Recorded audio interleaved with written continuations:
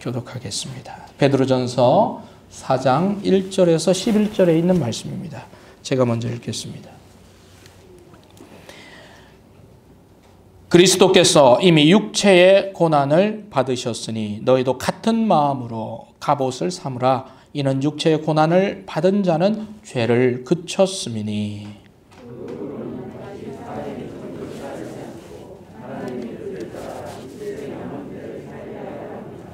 너희가 음란과 정욕과 술취함과 방탕과 향락과 무법한 우상 숭배를 하여 이방인의 뜻을 따라 행한 것은 지나간 때로 족하도다.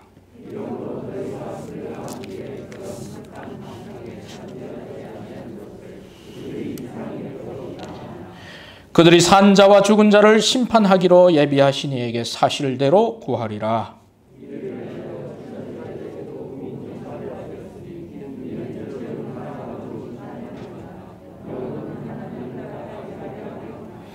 만물의 마지막이 가까이 왔으니 그러므로 너희는 정신을 차리고 근신하여 기도하라.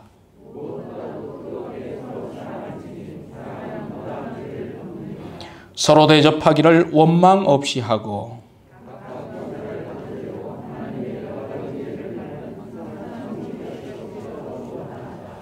만일 누가 같이 읽겠습니다.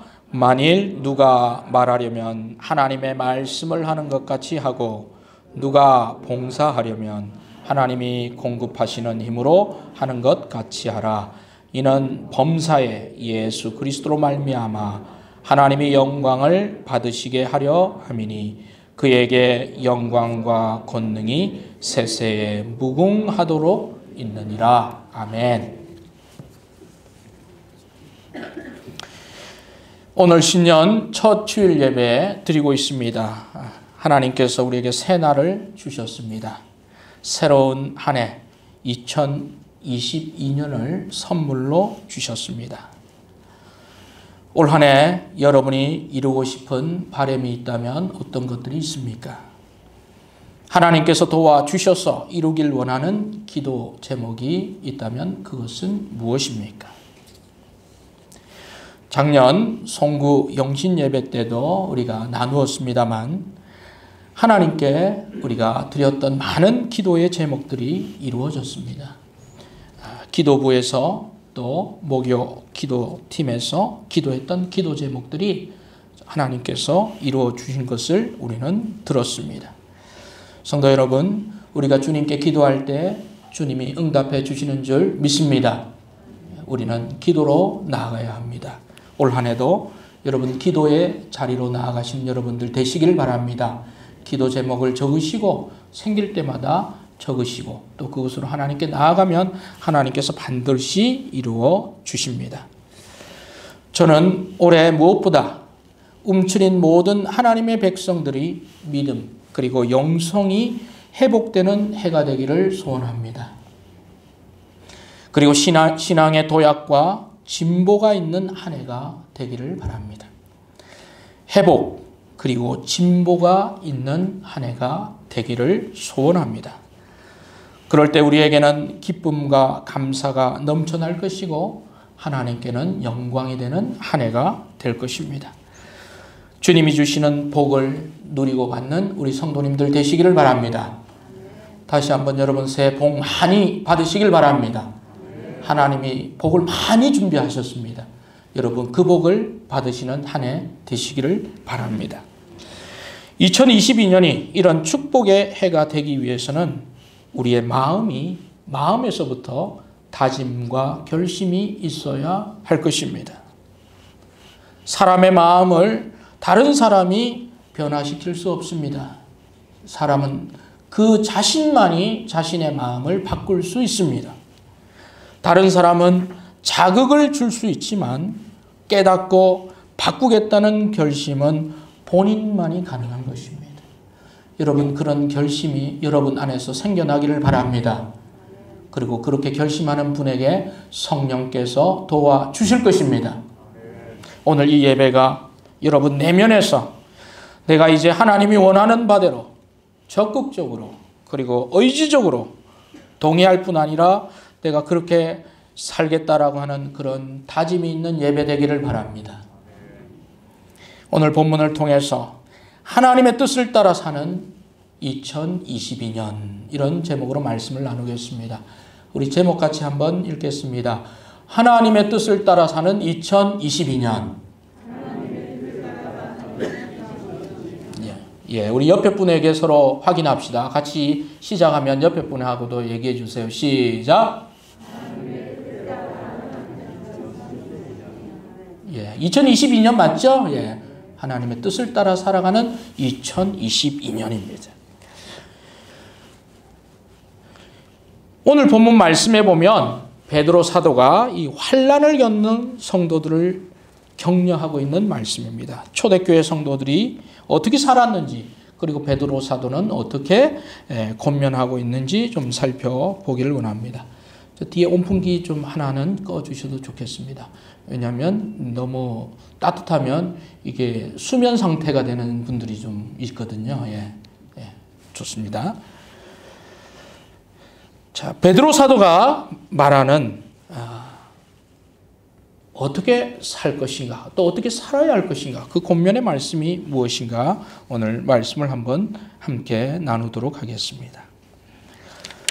자, 여기 4장 1절 말씀 우리가 다시 한번 읽겠습니다. 같이 한번 읽겠습니다. 시작. 그리스도께서 이미 육체의 고난을 받으셨으니 너희도 같은 마음으로 갑옷을 삼으라. 이는 육체의 고난을 받은 자는 죄를 그쳤음이니. 그렇게 말하고 있습니다. 여러분, 그리스도께서 이미 육체의 고난을 받으셨다 그랬습니다. 여러분, 예수님께서 고난을 받으셨습니다. 어떤 고난을 받으셨어요? 예수님께서 십자가에 달리시는 그때도 고난을 받으셨지만 십자가에 달리시기 전에 신문 받으시고 그리고 이리저리 돌아다니게 하시며 그리고 그 고통을 받고 몸과 마음이 지치고 지칠 대로 되어 있는 상태에서 예수님께서 또한 십자가에 달리셨고 또 십자가에 달리셔서 6시간을 그 나무에서 이렇게 손과 팔과 옆구리에 창을 맞는 그런 엄청난 인류가 그 받을 수 있는 그 모든 고난을 예수님께서 다 받으셨어요. 그것이 예수님이 받은 고난이에요. 영적인 고난이 아니라 육체적인, 정말 이게 살이 뜯기고 살이 파이고 그리고 채찍을 맞으시고 피가 나는 이런 진짜 실제적인 리얼리틱한 그런 고난을 주님 받으셨어요. 그런데 베드로 사도는 뭐라고 말씀하고 있냐면 그 다음 절에 이렇게 말하고 있습니다. 육체의 고난을 받은 자는 죄를 그쳤다. 이렇게 말하고 있습니다.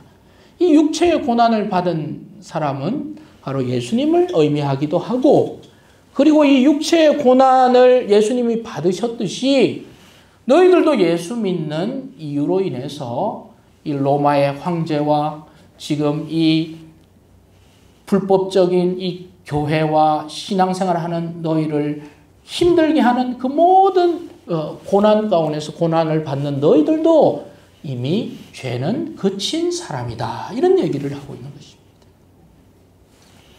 즉 여기 나오는 고난은 뭐냐면 이 베드로 사도가 이 본문을 쓸 당시에는 이미 예수님께서는 승천하시고 그리고 로마의 황제가 이 모든 예수 믿는 사람들을 핍박하는 그런 박해의 시기에 이 말씀이 쓰여졌습니다.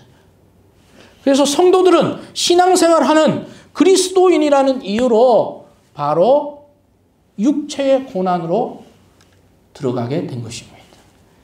여러분 사도행전을 읽어보셨지만 바울 사도가 감옥에 여러 차례 들어갔잖아요. 베드로 사도도 감옥에 들어가고 또 맞기도 여러 번 맞았죠. 그리고 사도들이 어떤 고난, 또 목베임, 체포, 구금, 감금 이런 것들을 당했는데 이것이 이제 특정한 사도들에게만 이루어진 게 아니라 누구에게까지 전해지게 됐습니까? 예수 믿는 모든 누구요? 성도들에게까지도 이제 확장이 된 거예요. 그래서 고난을 받은 자는 예수 그리스도뿐 아니라 예수님 때문에 고난받는 그들을 성도들이 고난을 받게 되었다는 사실입니다. 자, 여기 보면 이 육체의 고난을 받은 자, 이 말은 곧 누구를 말합니까? 예수님을 의미하기도 하지만 예수님 때문에 지금 갖은 핍박과 고난을 당하는 누구를 지칭하고 있습니까? 성도를 지칭하고 있는 것입니다. 그래서 성도의 또 다른 이름이 뭡니까? 고난을 받는 사람이라는 뜻입니다. 그리고 뒤에 나오듯이 성도 이꼬르 뭘 그친 사람들이라고 말하고 있습니까? 뭘 그쳤어요? 죄를 그친 사람. 성도들은 죄와 상관없는 사람, 죄를 극복한 사람, 죄와 결별한 사람이라는 그 표현을 지금 쓰고 있는 것입니다. 2절을 보겠습니다. 2절을 보면 이렇게 말씀하고 있습니다.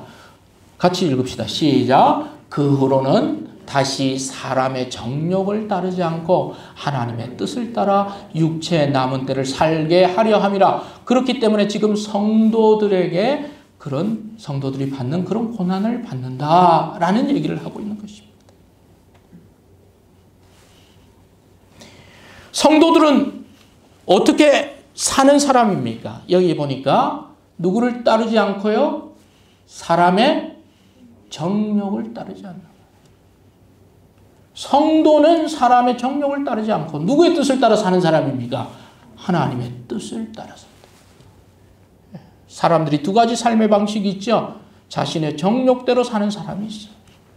또 하나는 하나님의 뜻을 따라 사는 사람이에요. 그런데 성도는 뭐냐? 내가 이제 남은 인생을 내 정욕대로 살지 않고 누구의 뜻을 따라서요? 하나님의 뜻을 따라 살기로 작정한 사람이에요. 그러니까 뭐예요? 그들이 고난도 받는 거예요. 고난도 받아요. 그리고 그렇게 고난받는 사람들은 죄를 마친, 죄가 없는, 죄하고 결별한 사람이다. 이 말씀입니다. 아멘? 이게 바로 초대교회 성도들의 특징이었습니다. 그들은 고난을 감수했습니다. 그리고 그들은 죄를 멀리했고 죄를 싫어했고 증오했던 사람입니다. 그들은 자신의 길이 아니라 하나님의 길로 걸어가는 사람들이었습니다.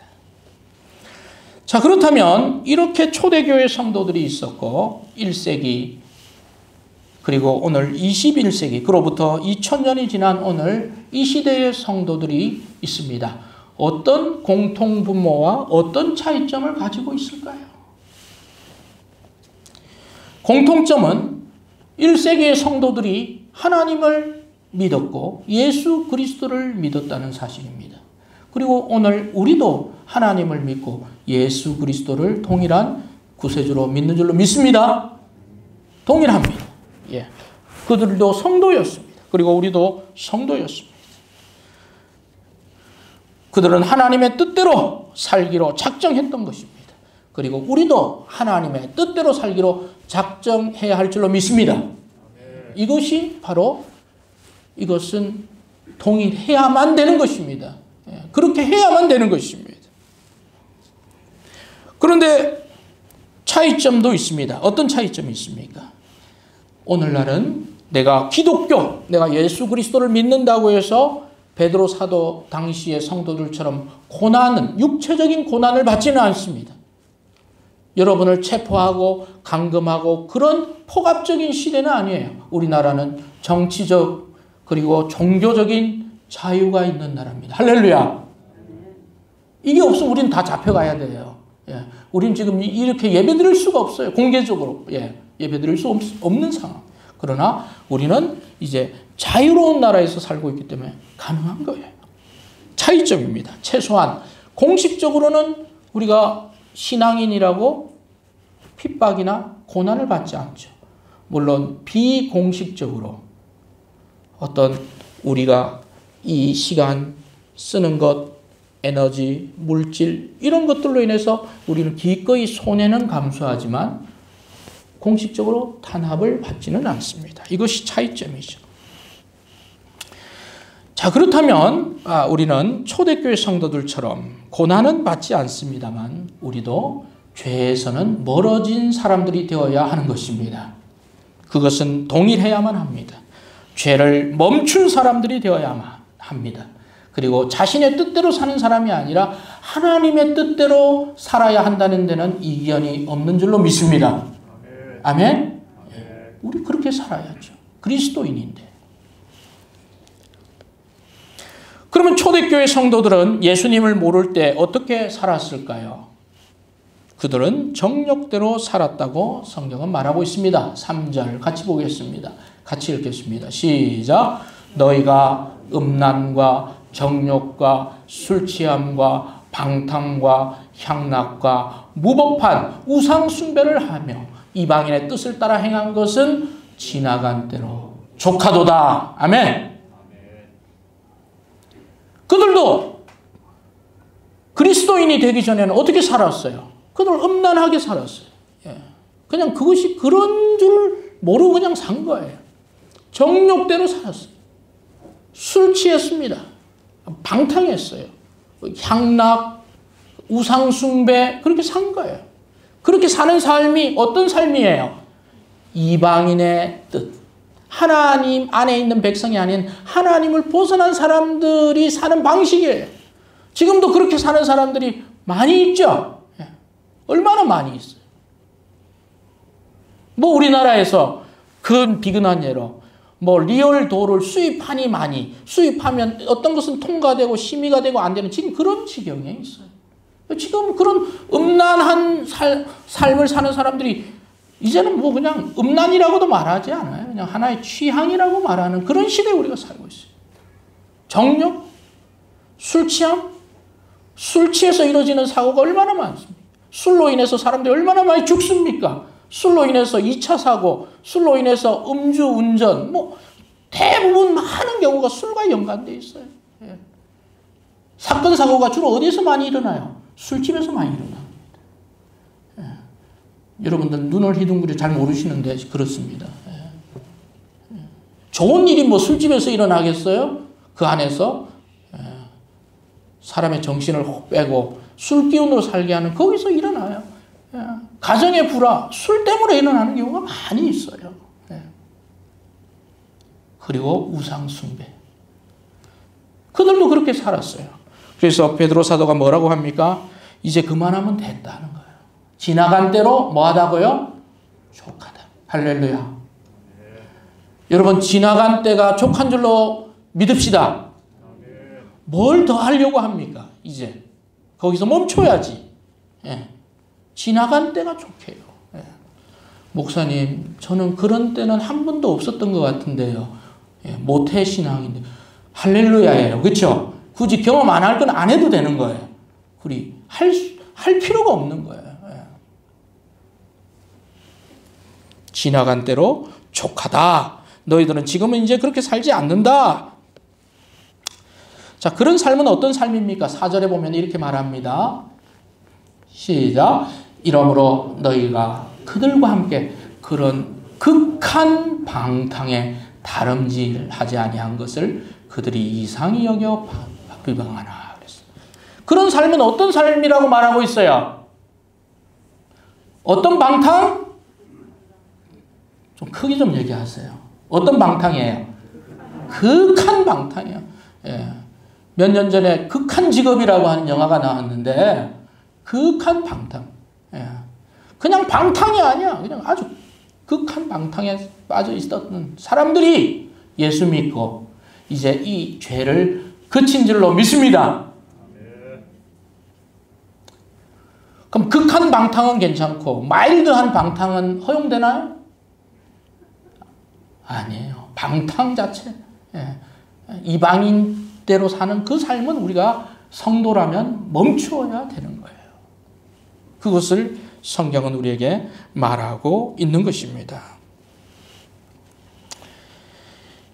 그래서 그리스도인의 삶의 방식은 이전에는 그렇게 살았지만 지금은 이제 성도로서 죄를 그치고 고난도 감수하고 하나님의 뜻대로 사는 사람들이라고 베드로 사도는 말하고 있는 것입니다.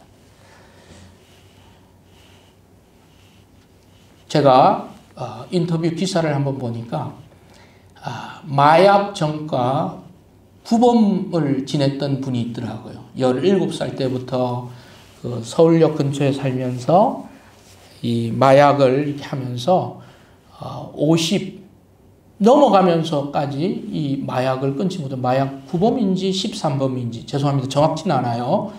9범이나 13범. 그것이 뭐가 중요하겠습니까? 예. 17살 때부터 그 황금기 60을 어떻게 해요? 쏙 어디다 다 바쳐요? 마약에 다 빠진 거예요. 근데 그분이 지금 뭐 하시냐? 경기도 마약 치료 자활센터 목사님이 되어서 마약 치료를 하고 있습니다. 할렐루야. 누구와 함께? 아내와 함께. 아내는 어떤 사람인가? 아내는 남편이 마약할 때마다 경찰서에 신고해서 우리 남편 잡아가세요. 그 아내가 살린 거죠. 그렇게 지금은 정신을 차리고 그 마약, 지금 우리나라에 마약 인구 그렇게 많대요. 드러나진 않죠. 그 사람들과 같이 공동생활, 공동생활 같이 입소, 자기 집에서, 공짜는 아닙니다. 밥값은 내야죠.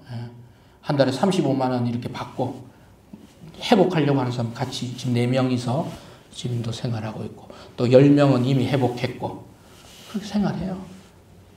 선배니까. 뭐 어떤 선배? 마약 선배. 자기가 이런 얘기를 했다.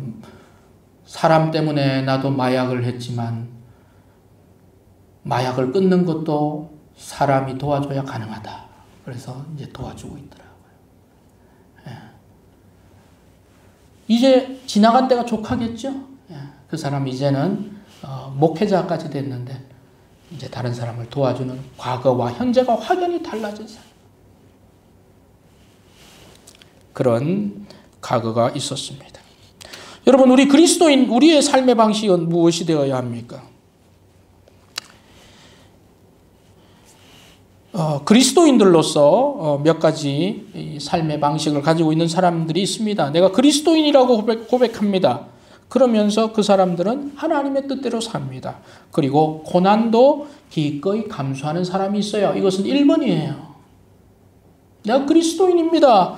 그리고 고난을 받습니다. 손해도 감수하겠습니다. 이렇게 사는 하나님의 뜻대로 살겠습니다. 이것이 1번이에요. 우리가 1번이 되어야 할 줄로 믿습니다. 근데 2번 유형은 뭐예요? 나 그리스도를 잘 모릅니다. 나 지금까지 살았던 이방인의 방식, 내가 하고 싶은 정욕대로 살 거예요. 과거에도 그렇게 살아왔고 올해도 그렇게 살 거예요. 그 2번이에요. 이 2번이 1번이 되어야 할 줄로 믿습니다. 너무 늦게 깨달으면 시간이 너무 없어요. 그만큼 인생이 소비되는. 그런데 3번이 있어요. 이 3번은 좀 특이한 유형이에요. 그리스도인입니다. 내가 예수님을 사랑합니다. 그러나 자기 방식대로 살기를 계속 고집합니다. 여러분, 여기 계신 분들은 최소 2번은 아닐 거예요. 그러나 3번에 있다면 우리가 3번의 꼬리표를 떼고 1번으로 방향 전환을 해야 될 줄로 믿습니다. 내가 그리스도인인데 자기의 방식, 이방인이 하던 습관대로 계속하고 하나님의 뜻을 거역하고 살면 어떻게 되겠어요? 하나님을 이기시겠습니까? 우리는 하나님의 뜻대로 살아가는 성도, 정말 그 이름에 합당한 사람들이 되어야 하는 것입니다. 여러분들이 예수님을 믿을 뿐 아니라 예수님의 뜻에 맞는 그런 삶의 방식을 선택하기를 원합니다. 과거의 방식은 지나간 대로 족하다고 생각하시고 죄를 멀리 하시는 그런 여러분들 되어지기를 원합니다. 그렇다면 우리는 어떻게 살아가야 할까요? 오늘 본문 4장 1절은 우리에게 이렇게 말합니다. 그리스도께서 이미 육체의 고난을 받으셨으니 너희도 같은 마음으로 갑옷을 입으라 그랬어요. 예수님과 같은 마음, 같은 정신을 가지라고 했어요. 우리 주님과 같은 마음을 가지시는 여러분 되기를 바랍니다. 그것이 그리스도인이라는 것입니다. 그리스도를 닮은 사람들이라는 것입니다. 죄를 버리는 마음, 내 방식이 아니라 주님의 방식, 주님의 뜻을 계속 선택하려고 찾아가는 그런 사람들, 그런 결심이 여러분들 올 한 해 있기를 바랍니다. 이렇게 살 때 성경은 우리에게 뭐라고 말하고 있습니까? 이런 사람들도 육체로는 심판을 받겠지만 영으로는 하나님을 따라 사는 사람이라 말하고 있는 것입니다. 육신은 고난을 받을 수도 있고 육신으로는 예수님 믿는다고 육체적인 고난이나 어려움을 당국으로부터 로마 정부로부터 받을 수 있겠지만 영으로는 사는 사람이라 이렇게 말하고 있는 것입니다. 이렇게 주님의 뜻을 따라 사는 성도들에게 베드로 사도가 어떻게 살 것을 말하고 있습니까? 7절입니다. 같이 읽어봅시다. 시작. 만물의 마지막이 가까이 왔으니 그러므로 너희는 정신을 차리고 근신하여 기도하라 그랬어요. 첫 번째는 뭡니까? 만물의 마지막이 가까이 왔다는 인식을 하고 살라는 것입니다. 여러분, 마지막이라고 하는 인식, 이건 어떤 인식입니까? 위기의식이죠. 여러분, 어떤 사람에게 기회는 한 번, 두 번, 세 번, 아니 계속 주어지지만 여러분 끝없이 계속 기회만 받을 수 있는 사람이 우리 중에 얼마나 되겠어요? 기회를 계속 여러분 줄 거예요? 기회를 계속 달라고 여러분 요구할 수 있는 사람이 우리 중에 있습니까? 염치가 있어야지, 그렇죠? 그럼 어떤 생각을 가져야 돼요? 위기의식을 가져야 되겠죠? 이번에 안 고치면 마지막이다. 이번에 여기서 떨어지면 더 이상 떨어질 데가 없다. 그런 위기의식을 가져야 돼요. 마지막이다. 위기의식을 가져야 돼요. 에이, 이번에 안 하면 또 하지 뭐. 괜찮아. 이번에 실패하면 또 하면 되고 또 하면 되고 집에 돈이 한 1,000억 정도 있으면 그래도 될 것 같아. 위기의식을 가져요. 한 5,000년 살면 그렇게 해도 한 100살은 마음대로 살고 200살은 마음대로 살아야 돼요. 근데 우리 그렇지 않잖아요. 그렇죠?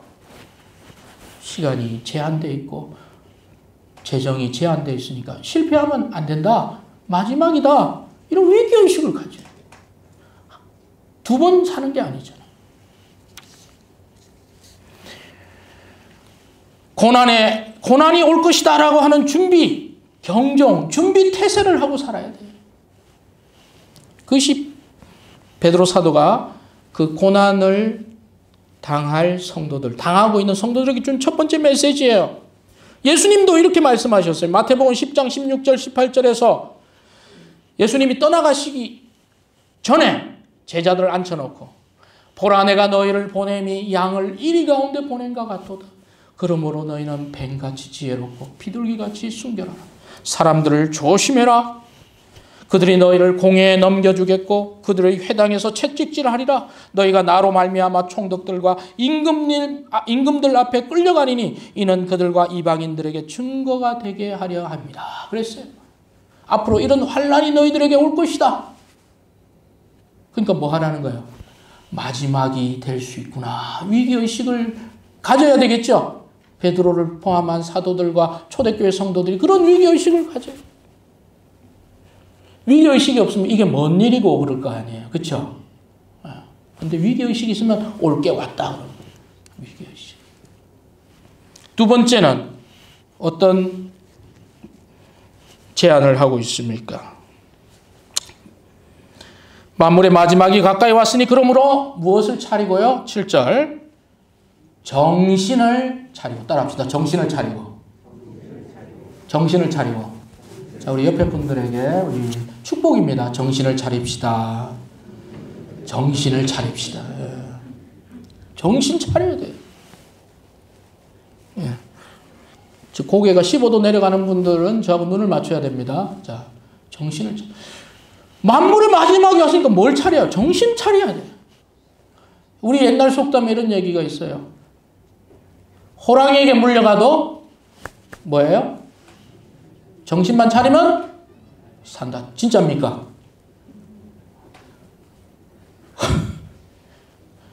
그러니까 호랑이한테 물려가도 정신 차려도 죽는 경우도 있어요. 그렇지만 정신 차리면 사는 경우 훨씬 많다 이 말이에요. 무슨 말이에요? 어려운 처지에 직면할 때 사람들은 당황하게 됩니다. 그런데 정신을 더 똑바로 차리면 극복할 수도 있다 이 말이에요. 위급한 순간일수록 정신을 바짝 차리고 어떻게 하게 행동해야 합니까? 침착하게 행동해야 되겠죠. 여러분 오늘 차를 몰고 쭉 가다가 어떻게 하다가 저수지 옆을 딱 지나가다가 미끄러져 가지고 물속으로 차가 팍 빠졌어요. 그럼 어떻게 할 거예요, 여러분? 어이구 어떡하지? 119 이렇게 하면 어떻게 되겠어요? 꼬로록 가는 거예요. 어떻게 해야 돼요? 빨리 뭐 유리창을 망치 가지고 깨든지, 그렇죠? 아니면 이거 돌리든지 빨리 해가지고 탈출을 해야지, 침착하게. 물에 빠져 죽는 사람도 숨을 참게 나오더라 이 말이죠. 정신을 차려야 돼.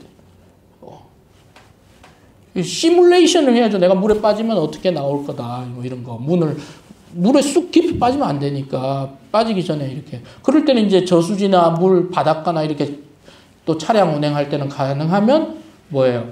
저속으로 가야 되겠죠, 그렇죠? 얼마 전에 보니까 뭐 부산에 홈플러스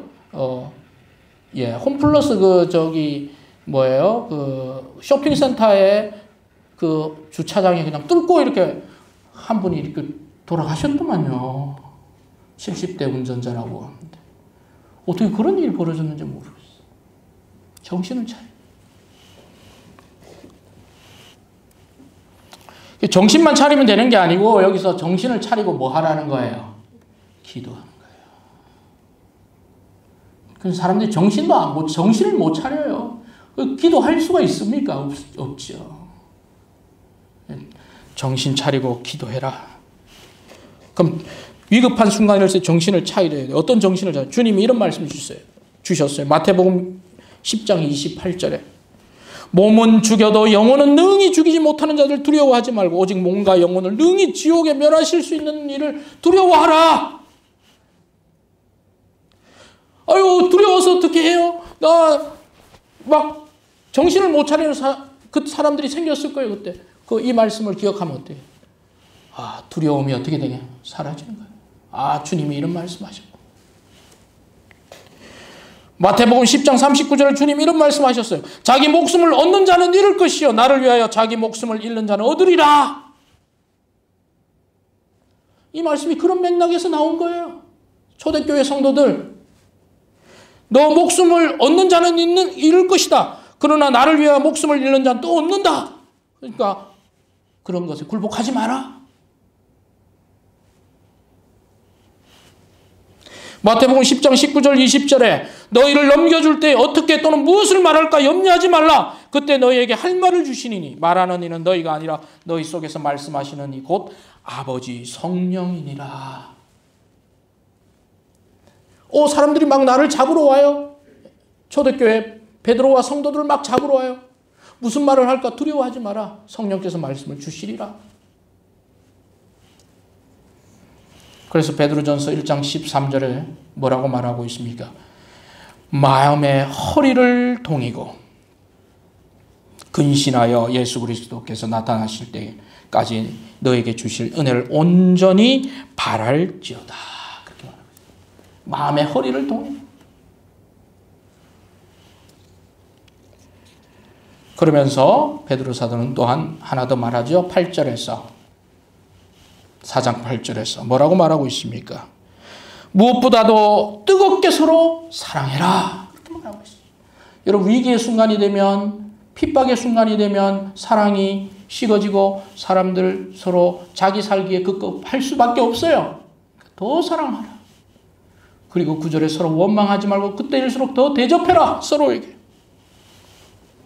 그리고 10절에 이렇게 말하고 있습니다. 같이 읽읍시다. 시작.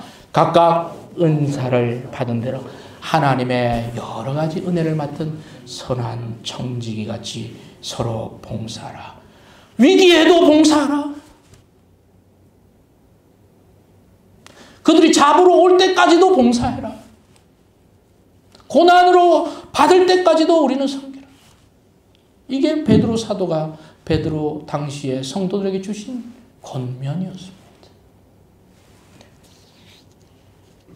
이런 것을 베드로가 당시에 성도들에게 줬다면 오늘 우리 성도들이 실천해야 될 이 시대에 오늘 2022년의 실천 과제는 무엇일까요? 다르지 않습니다. 동일하지요. 첫 번째, 여러분 마지막이라고 하는 인식을 반드시 가지시길 바랍니다.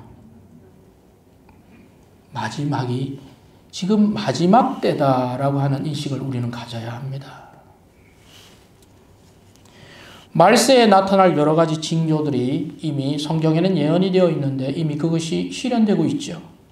디모데후서 3장 1절에서 5절에 말세에 고통하는 때가 이르리니 사람들이 자기를 사랑하고 돈을 사랑하고 자랑하고 교만하며 비방하며 부모를 거역하며 감사하지 아니하며 거룩하지 아니하며 무정하며 원통함을 풀지 않으며 모함하며 절제하지 못하며 사나우며 선한 것을 좋아하지 않으며 배신하며 조급하며 자만하며 쾌락을 사랑하고 하나님 사랑하는 것보다 더하며 경건의 모양은 있으나 경건의 능력은 부인하니 이 같은 자들에게 토라스라. 왜 요즘 이런 일들이 많이 벌어집니까? 지금 때가 이미 극한의 때에 와 있다는 거예요. 말세의 때에 나타나는 또 현상들에 대해서 바울 사도도 예언을 했습니다. 때가 이르리니 이미 때가 왔습니다. 사람이 바른 교훈을 받지 아니하고 귀가 가려워서 자기의 사욕을 따를 스승을 많이 두고 또 그 길을 진리에서 돌이켜 허탄한 이야기를 따르니라. 허탄한 이야기를 따르는 허탄한 종교들이 얼마나 지금 부흥하고 있습니까?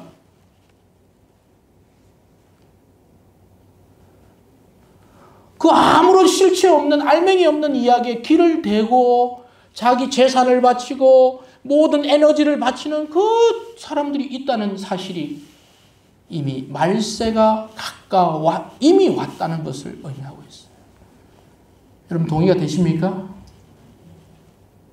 아니 예수 그리스도를 믿는 참 복음을 믿는 그리스도인들은 점점 설 자리가 빈약해지고 그렇지 않은 사람들은 점점 넓어지는 이건 뭐예요? 이게 바로 말세의 때를 해요. 이 지나가다 보면 이거 안상홍 하나님의 교회라고 하는 이런 교회들은 그런 예전에 영광을 가졌던 교회들을 다 구입해가지고 리모델링해서 그렇게 지금 또 사람들이 그렇게 많이 들어가요. 내용이 있어요. 알맹이가 없는 허탄한 이야기를 따라가는 사람. 허탄한 이야기. 여러분 분명한 것은요. 올해 2022년은 작년보다 더 강력하게 안티 기독교에 대한 세력은 더 강력해질 것입니다. 이건 장담할 수 있어요. 미디어는 더 교회와 목회자들을 표적으로 삼아서 공략할 거예요. 이것도 장담할 수 있어요. 왜 그럴까요? 마지막 때이기 때문에. 이럴 때 여러분 분별력을 가져야 할 줄로 믿습니다. 그러나 두려워하지는 마시기 바랍니다.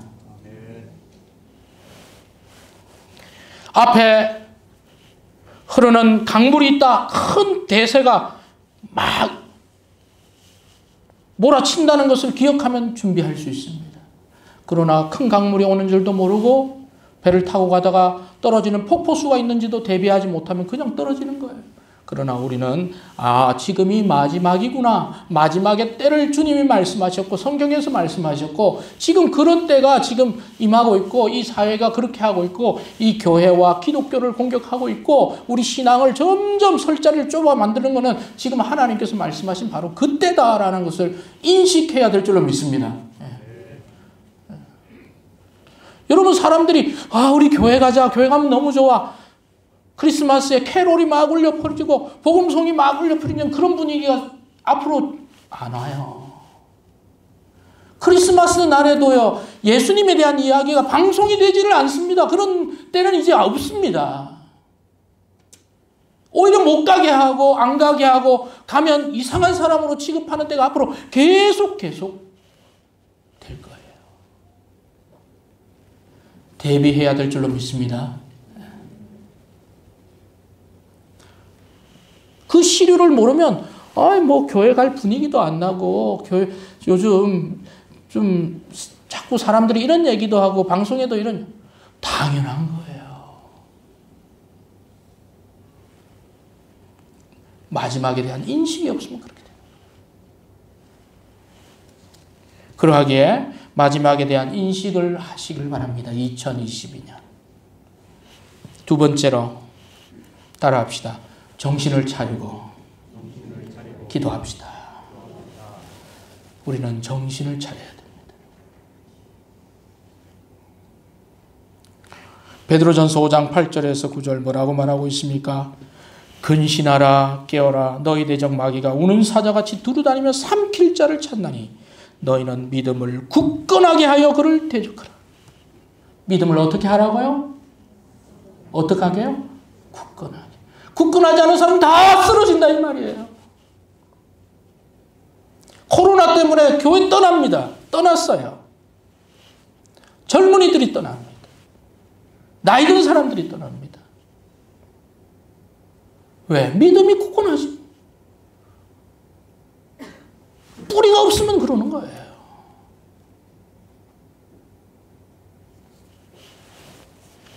열심히 신앙생활 잘했던 예전에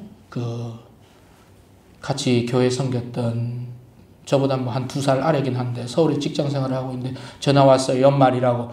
목사님 연말이라고 전화 드렸어요. 그래 잘 지내고 있어. 잘 지내고 있습니다. 서울살이 얼마나 힘들어. 그래 어디 교회는 잘 가고 있나. 코로나 생기고 한 번도 안 갔습니다. 왜 한 번도 안 갔어? 애들이 어려가지고. 현실이에요, 현실.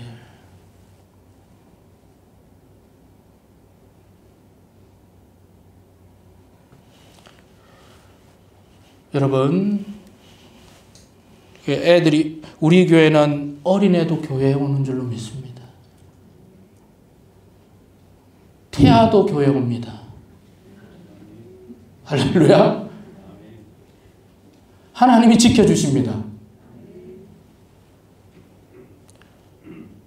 제가 그 친구 앞에 정신 차리라는 말은 못했어요. 관계가 있으니까. 또 통화해야죠. 그렇죠? 근데 지금 그런 상황. 수도권은 더 한 것 같아요.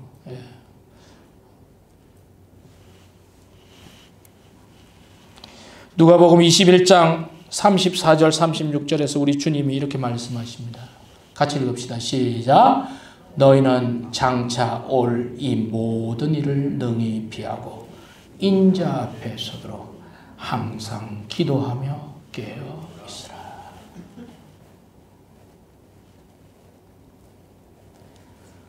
우리를 기도에 질식하게 만들고 기도 못하게 만들고 기도하도록 못 가게 만드는 것, 그거 바로 사탄의 전략입니다. 인자 앞에 서도록 항상 기도. 여러분이 있는 자리가 기도의 자리 되기를 바랍니다. 여러분이 있는 직장, 여러분이 있는 가정, 여러분이 아침에 일어나는 그때가 큐티 타임, 기도의 타임이 되기를 바랍니다. 식사하기 전이 정말 하나님과 만나는 기도의 자리 되기를 바랍니다. 근데 너무 오래 식사 앞에서 기도하는 것은 예의가 아니에요. 국이 다 식어요. 다른 시간에 또 열심히 해. 근데 이 기도 가끔 안 하다 보면 식사 자리라서 기도를 보충하려고 하는 그런 보상의 심리가 있어요. 다른 사람에 피해를 주는 거예요. 그거는. 다른 때 좀 열심히 하세요. 다른 때도 열심히 하고 평소에도 하고. 기도합시다. 세 번째 실천 과제 따라합시다. 뜨겁게 사랑합시다. 뜨겁게 사랑해요. 베드로 사도가 뭐라고 그랬어요? 무엇보다도 뜨겁게 서로 사랑해라 그랬어요. 베드로 사도가 그냥 사랑하라고 말하면 되는데 왜 뜨겁게라고 했을까요? 여러분, 마지막 때가 되면 사랑이 뜨거워지는 게 아니고 사랑이 어떻게 돼요? 식어진다는 것을 베드로가 예수님으로부터 들었기 때문에. 마태복음 24장 9절 12절에 이렇게 말합니다.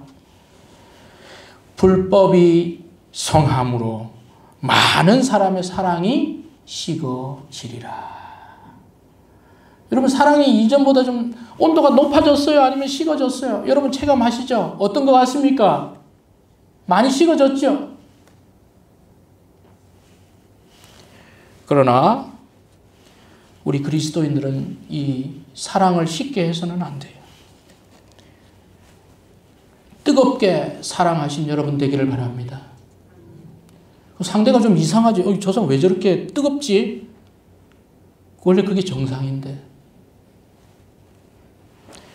그래서 베드로 사도가 뭐라고 말하고 있습니까? 뜨겁게 서로 사랑할지니 사랑은 허다한 죄를 뭐 한다고요? 덮는다. 뜨거운 사랑만이 치료할 수 있어요. 미지근한 사랑이 아니에요. 식어진 사랑이 아니에요.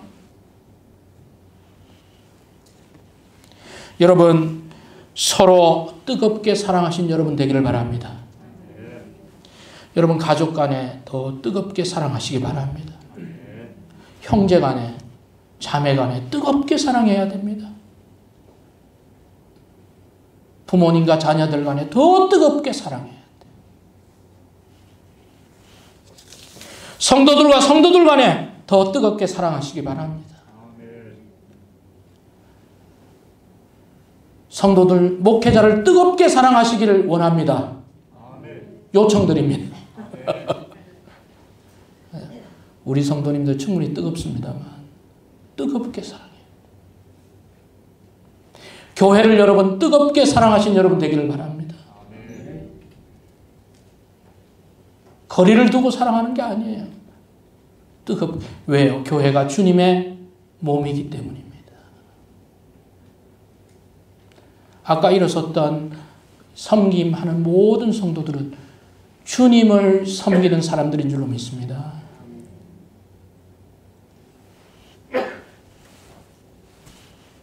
그리고 뜨거움은 서로 대접하는 것으로, 서로 배려하는 것으로 나타나야 하는 것이죠. 그리고 원망하지 말아야 합니다. 사랑이 식어지면 자꾸 다른 사람에게 책임을 전가하기가 쉽습니다. 그러면 원망이 늘어나죠.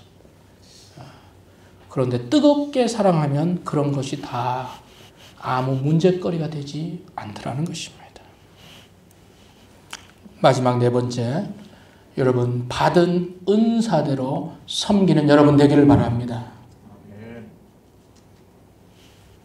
각자의 자리에서 여러분이 가진 그 달란트대로 그것이 어떤 것이든 섬기세요.